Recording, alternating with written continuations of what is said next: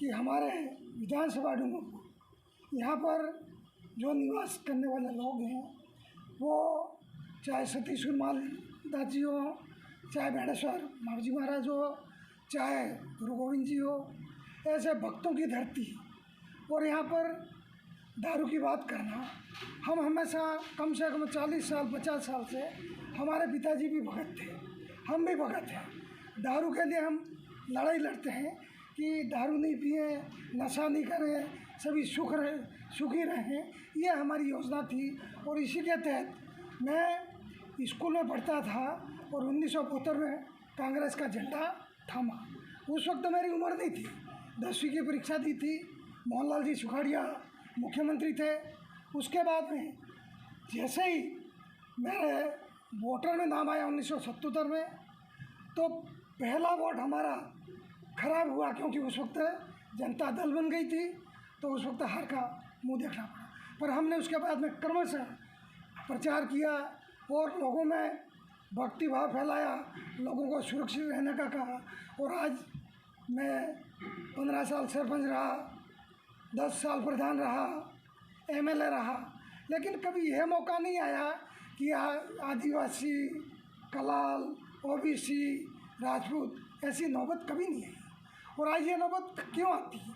मैं आज देवराम जी के साथ में आया हूँ और इसलिए आया हूँ कि जहाँ हक न मिले वहाँ विरोध भी होना चाहिए। इसलिए होना चाहिए कि मैंने जब 1972 से कांग्रेस में पैर रखा और मैं लगातार जीतता गया, लेकिन 1913 में कांग्रेस की बागी उम्मीदवार होने के नाते मैं 3000 वोटों से हार गया।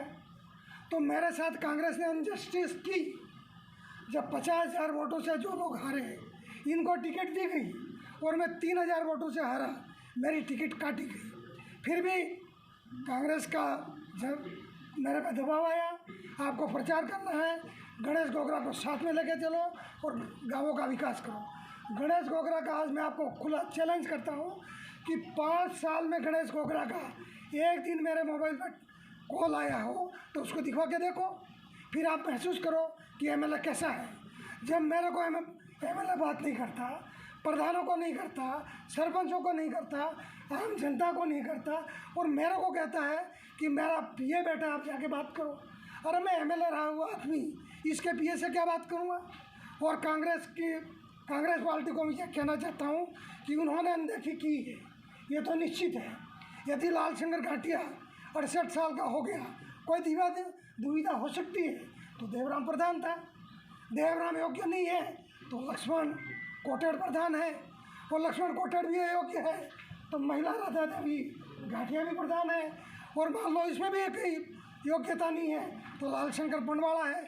ऐसे 25 आदमियों ने फार्म भरे, फिर भी किसी की ओर नहीं देखा।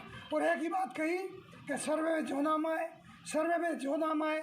तो सर्वे ऐसा कैसा सर्वे जो लोगों को साथ लेके नहीं चलता, किसी से बात नहीं करता और एक दूसरे को लड़ाने का काम करता है। ऐसे आदमी को टिकट दी तो हम लोगों को ये वैसा ही मारेगा, तो फिर हमें शहीद होने में क्या दिक्कत है? बताएं आप पत्रकार, और आप लोगों से अच्छा सलूक रहा हो तो आप बताएं कि घाटिया जी आप गलत कह रहे हैं। मैं आपको ये कहता हूँ कि ये कहता ज़रूर है कि वह 36 कौमों का मालिक है। कौन से 36 कौम उसके साथ में है, हमें बताएं तो करें। आज टिकट मिली, टिकट मिलने के बाद में पत्रकार बंधु हमारा एक हिसाब किताब होता है कि जैसे टिकट मिलती है अध्यक्ष को बात करते हैं, पूरे संगठन को बात करते हैं, पूरे क्षेत्र में बात करते हैं और फिर सबको बुला के माला पहनाते हैं, सम्मान करते हैं। अरे हमको तो टेलीफोन ही नहीं है। यहाँ तक कि मैंने अखबार में कहीं पढ़ा था कि वल्लभ भाई कह रहे हैं कि चाबी तो मंगाई पर मेरे को कहा नहीं। इसका मतलब ये कांग्रेस का उम्मीदवार नहीं है, ये गणेश गोगरा के अपने तानाशाह की तरह लोगों को परेशान करना चाहता है।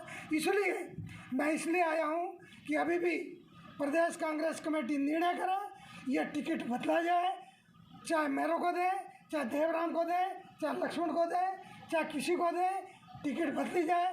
और मान लो टिकट नहीं बदलते हैं तो देवराम जी जो घोषणा कर रहे हैं तो उसका सहयोग करेंगे।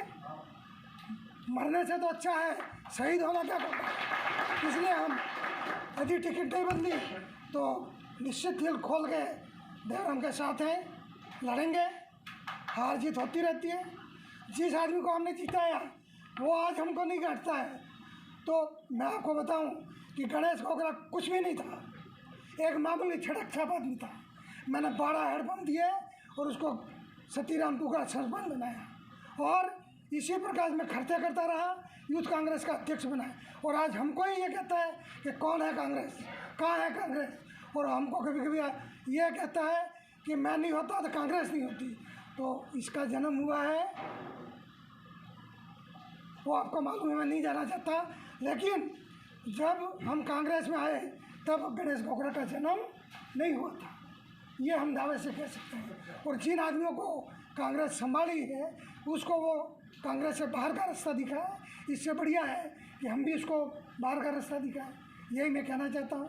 और आप ही अच्छा मैसेज भेजें कि कांग्रेस के साथ गणेश घोगरा की बिल्कुल 36 का आंकड़ा है। वो पुराने कांग्रेसियों को और सरपंचों को और पंचायत समिति सदस्यों को देखना तक नहीं चाहता।